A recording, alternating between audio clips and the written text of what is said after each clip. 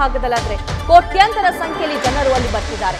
ಇನ್ನು ಯೋಗಿ ಆದಿತ್ಯನಾಥ್ ಅವರಿಗೆ ಕೇಂದ್ರ ಗೃಹ ಸಚಿವ ಅಮಿತ್ ಶಾ ಕೂಡ ಕರೆ ಮಾಡಿದ್ದಾರೆ. ಕಾಲ್ತುಳಿತ ಮತ್ತು ಪ್ರಸ್ತುತ ಪರಿಸ್ಥಿತಿಯ ಬಗ್ಗೆ ಮಾಹಿತಿಯನ್ನ ಪಡೆದುಕೊಂಡಿದ್ದಾರೆ. ಉತ್ತರ ಪ್ರದೇಶ ಸರ್ಕಾರಕ್ಕೆ ಅಮಿತ್ ಶಾ ಅವರು ಸಂಪೂರ್ಣ ಬೆಂಬಲವನ್ನ ಸೂಚಿಸಿದ್ದಾರೆ. ಮೊನ್ನೆ ಅವರು ಕೂಡ ಪುಣ್ಯ ಸ್ನಾನವನ್ನ ಮಾಡಿದ್ರು, ಕುಟುಂಬ ಸಮೇತ ಬಂದು. ಇನ್ನು ಸರ್ಕಾರಕ್ಕೆ ಕೇಂದ್ರದಿಂದ ಸಂಪೂರ್ಣ ಬೆಂಬಲವನ್ನ ನೀಡ್ತೀವಿ ಅನ್ನೋ ಭರವಸೆ ಕೊಟ್ಟಿದ್ದಾರೆ ಮತ್ತು ಯೋಗಿ ಆದಿತ್ಯನಾಥ್ ಅವರ ಮೇಲೆ ನಮಗೆ ಭರವಸೆ ಇದೆ ಅನ್ನೋದನ್ನು ಕೂಡ ಅವರು ವ್ಯಕ್ತಪಡಿಸಿದ್ದಾರೆ. ನಾವು ಸದ್ಯಕ್ಕೆ ತೋರಿಸ್ತಾ ಇರುವಂತಹ 3 ದೃಶ್ಯ ಇದೆಯಲ್ಲ, ಅದು ಸಂಗಮ್ ಘಾಟ್ನಲ್ಲಿ ಕಾಲ್ತುಳಿತ ಏನು ಆಯಿತು ಆ ಕಾಲ್ತುಳಿತದ ದೃಶ್ಯ. ಅಲ್ಲಿ ಕಾಲ್ತುಳಿತ ಮೊದಲಿಗೆ ಹೇಗೆ ಸಂಭವಿಸಿತು, ಹೇಗೆ ಸ್ಟಾರ್ಟ್ ಆಯಿತು ಅನ್ನುವಂತಹ ಫಸ್ಟ್ ವಿಜುವಲ್ ಗಮನಿಸ್ತಾ ಇದ್ದೀರಿ. ಒಬ್ಬ ಮಹಿಳೆ ಎಡವಿ ಬೀಳ್ತಾರೆ, ಅಥವಾ ಹಿಂದೆ ಅವ್ರಿಗೆ ಯಾರು ನೂಕುದ್ರೋ ಗೊತ್ತಿಲ್ಲ, ಅವರ ಮೇಲೆ ಮತ್ತೊಬ್ರು ಬೀಳ್ತಾರೆ, ಇನ್ನೊಬ್ರು ಬೀಳ್ತಾರೆ. ಆ ಬೀಳುವವರ ಸಂಖ್ಯೆ ಹೆಚ್ಚಾಗ್ತಾ ಹೋಗುತ್ತೆ. ಅಲ್ಲಿ ಮತ್ತಷ್ಟು ಕಾಲ್ತುಳಿತ ಆಗುತ್ತೆ. ಅವ್ರನ್ನ ಮೇಲಕ್ಕೆತ್ತುವಂತಹ ಸಂದರ್ಭದ ಒಳಗಡೆ, ಆ ಟೈಮ್ ಒಳಗಡೆ ಇನ್ನಷ್ಟು ಕ್ರೌಡ್ ಅಲ್ಲಿ ಜಾಸ್ತಿ ಆಗ್ತಾ ಹೋಗುತ್ತೆ. ಈ ಸಿಚುವೇಶನ್ ಅಲ್ಲಿ ನಿರ್ಮಾಣ ಆಗಿರುವಂತದ್ದು. ಇನ್ನು ಈ ಕಾಲ್ತುಳಿತದಲ್ಲಿ ಮೃತಪಟ್ಟವರನ್ನ ಹೊರಗಡೆ ಕರೆತಂದು ಆ ಶವಗಳನ್ನ ಹಾಕಿರುವಂತಹ ಆ ಶವಗಳ ರಾಶಿಯನ್ನು ಕೂಡ ಮಧ್ಯಭಾಗದಲ್ಲಿ ಗಮನಿಸ್ತಾ ಇದ್ದೀರಿ ನೀವು. ಇನ್ನು ಮತ್ತೊಂದು ಭಾಗದಲ್ಲಿ ಅಲ್ಲಿ ಪರಿಸ್ಥಿತಿಯನ್ನ ನಿಯಂತ್ರಣಗೊಳಿಸೋದಕ್ಕೆ ಸಾಕಷ್ಟು ಸಂಖ್ಯೆಯಲ್ಲಿ ಭದ್ರತಾ ಸಿಬ್ಬಂದಿ ನಿಯೋಜನೆಗೊಂಡಿದ್ದಾರೆ. ಇನ್ನು ಗಾಯಾಳುಗಳಿಗೆ ಅಲ್ಲಿ ಸಾಕಷ್ಟು ಸಂಖ್ಯೆಯಲ್ಲಿ, ಕೋಟ್ಯಾಂತರ ಸಂಖ್ಯೆಯಲ್ಲಿ ವೃದ್ಧರು ಬಂದಿದ್ದಾರೆ.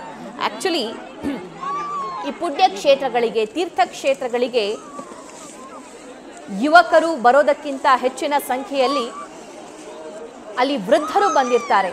ಈ ಪುಣ್ಯ ಸಂದರ್ಭವನ್ನ ನಾವು ಕೂಡ ಕಣ್ತುಂಬಿಕೊಳ್ಳಬೇಕು.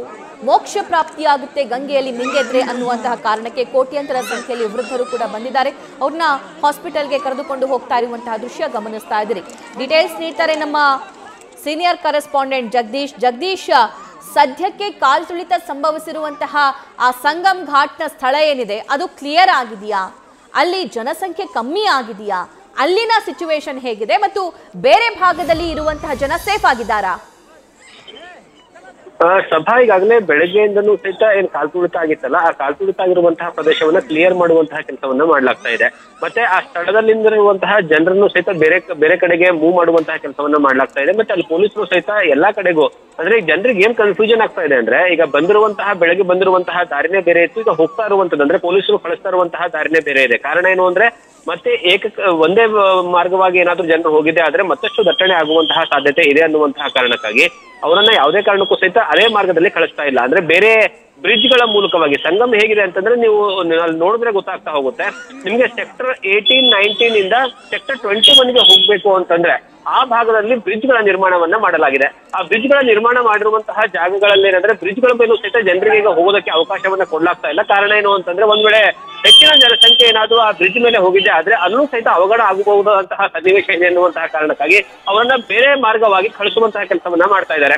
ಮತ್ತೆ ಬೆಳಗ್ಗೆ ನಡೆದಿರುವಂತಹ ಈ ಕಾಲ್ತುಳಿತ ನಡೆದಿದೆಯಲ್ಲ, ಆ ಘಟನೆಯ ಸ್ಥಳವೂ ಸಹಿತ ಏನಂತಂದ್ರೆ ಈಗ ಪೂರ್ತಿ ಕ್ಲಿಯರ್ ಮಾಡಿ ಅಲ್ಲಿ ಸಂಪೂರ್ಣವಾಗಿ ಭದ್ರತೆಯನ್ನು ಕೊಡುವಂತಹ ಕೆಲಸವನ್ನ ಮಾಡಿದ್ದಾರೆ. ಮತ್ತೆ ಪೊಲೀಸರು ಮತ್ತೆ ಅದರ ಜೊತೆಗೆ ನ್ಯೂಸ್ ಫಸ್ಟ್ ನಿರ್ಭೀತಿಯಿಂದ ನಿಮ್ಮ ಪರವಾಗಿ.